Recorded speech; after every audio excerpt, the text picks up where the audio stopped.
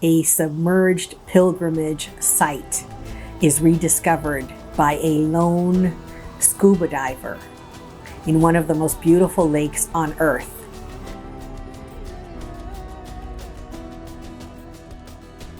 We're going to talk about this and much more, El Lago de Atitlán. But first, this is Latina Literati.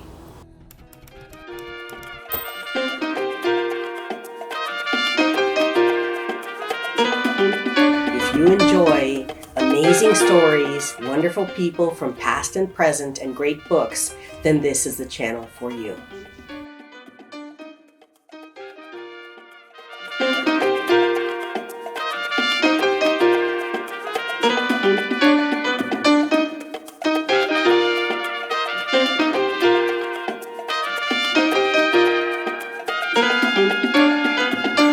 This has been called the Atlantis of the Americas, called Samabaj. Samabaj is made up of two words, S-A-M for Samayoa, the last name of the diver who found the city, the submerged temple area, and Abaj, which is the Mayan word for stone. Because it is completely made of stone, it is hand-hewed, man-made stone. This site is unique because it has been submerged, so it's been untouched by looting, by war, by colonialism. And so it is like an undiscovered treasure trove of artifacts and buildings to research and to discover. And that is what has happened over the last 20 years. In Guatemala, there's a magnificent lake, one of the most beautiful lakes on Earth. It's called El Lago de Atitlán.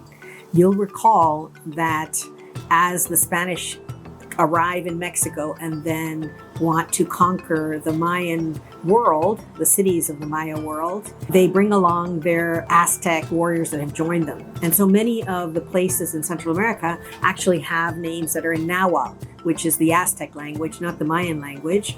And El Lago de Atitlán is one of them. Atitlán in Nahuatl means place of water.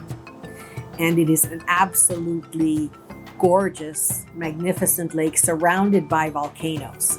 And if you get a chance, you should definitely visit because it is a highlight of any trip or tourism to Guatemala. So in the center of this magnificent lake of Atitlán in Guatemala, in the department of Sololá, this is where this submerged temple is found. And so what do we know about it? What do we know about its history and its purpose? So we know that about 500 BC, it was constructed and it had a plateau where there were temples and different structures as well as living residences for the priests and their attendants. Samabaj, we know, was a place of sacred pilgrimage to the Maya throughout the highlands of Guatemala. Temples and shrines covered the plateau that had been built, and the priests and their attendants actually lived on the island. The sacred fires would have been seen from far away as a calling, as a reminder that one should always give thanks and one should always give reverence. And so every day, boats would dock and the pilgrims would get off onto the stone areas and start their way into the sacred areas where they would give offering, give thanks, meet with the priests and ask for counsel. We haven't really talked about the Mayan creation story or the sacred book of the Maya called Popol Vuh, and I really believe that that deserves its own video.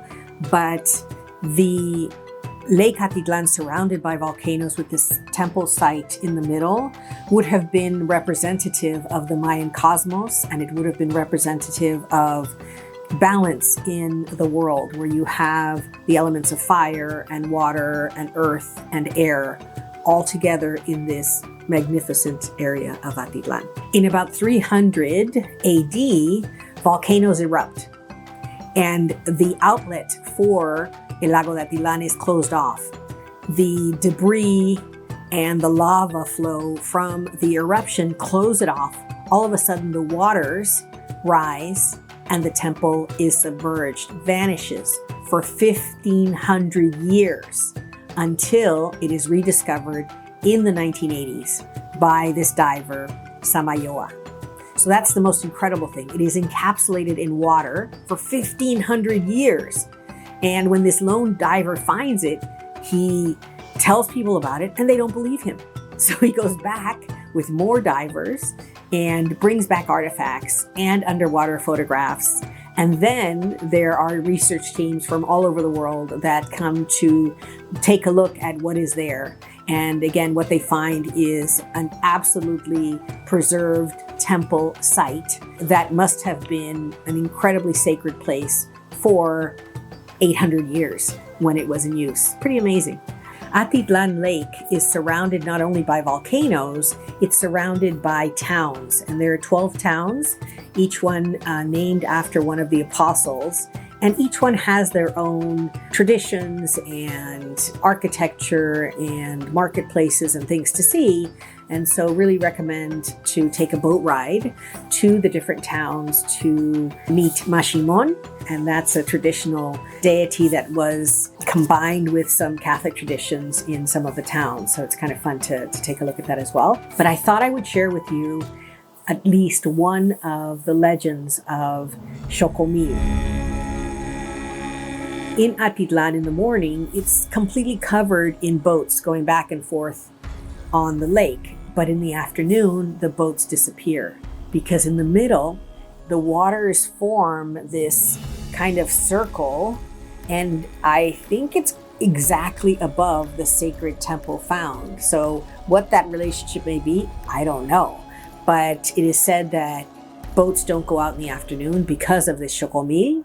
And also sometimes a mist just covers the entire lake. And I'd like to tell you a little bit about the legend of Xocomil.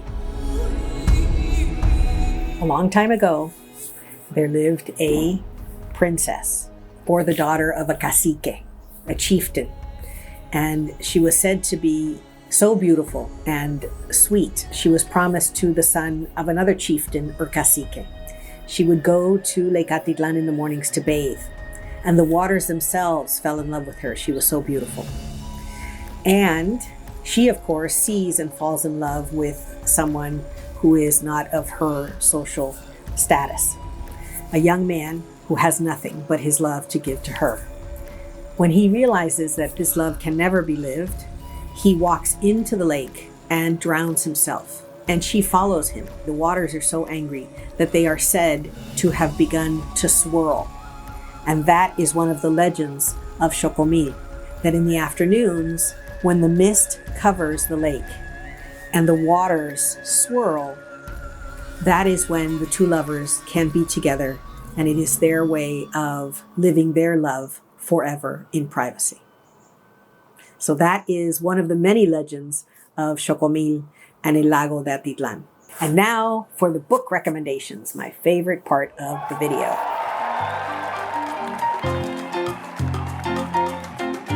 In this video, I thought I would share with you some of the legends of Atitlán. And as always, please check your library, check your local bookseller. We love our libraries. We love our local booksellers. We want to support them. They're members of our community.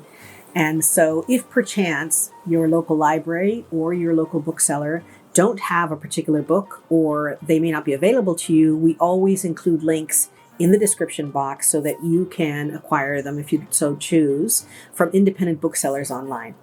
And so the first book is The Bird That Cleaned the World. These are Mayan fables, fabulous to read. Of course, it'd be best to read them in the original Maya, but they are good translations. I'm also going to include a link to some Mayan fables because I didn't find the depth and breadth of books that I thought I would on this subject, but I do want you to have access to the fables because I think that they're important to understand the Mayan culture.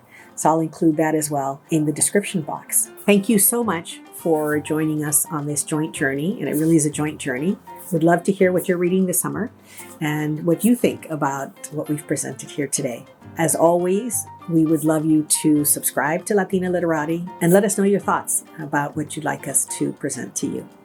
Con mucho cariño, mucho salud y mucho amor. Gracias.